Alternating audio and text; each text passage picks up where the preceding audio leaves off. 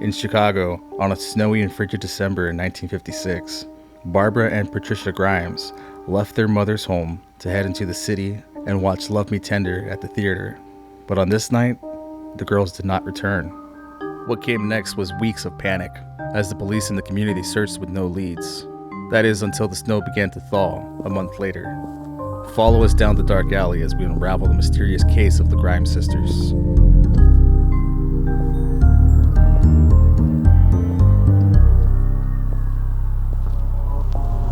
Love me tender, love me dear, tell me you are mine.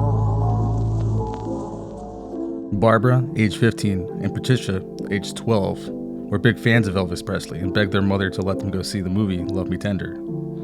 The Grime Sisters were obsessed with Elvis and planned to stay and watch the double feature. Loretta, their mother, allowed them to go but told them to be home by midnight. That night, they didn't return.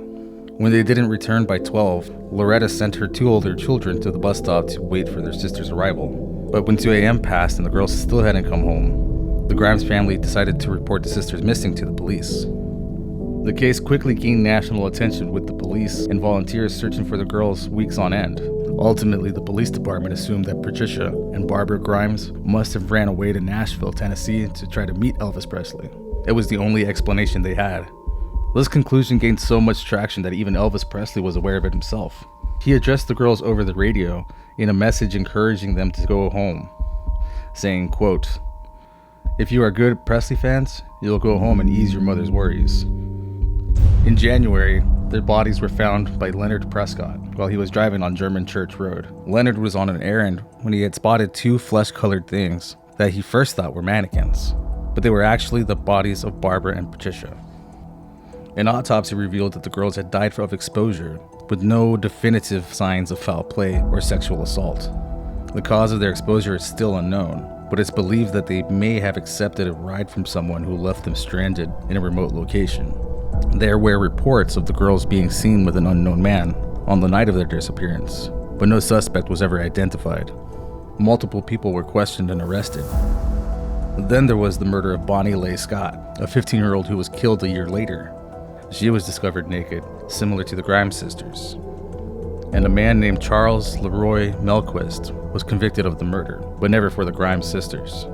And there was one person who confessed, Edward Lee Benny Bedwell, who just happened to look like Elvis. He had claimed to have met the girls and spent a week with the sisters and a friend named Frank until the girls went on a bender. In his confession, Bedwell claimed that he and his friend knocked the girls out, stripped them of their clothes, and left them on the side of the road, after they had turned down sexual advances from the boys. But it didn't line up with the autopsy report. Bedwell later resented his confession, claiming the police officers had beaten a confession out of him.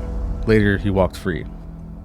There have even been claims that Elvis Presley himself was involved in the girls' death, though there's no evidence to support this theory.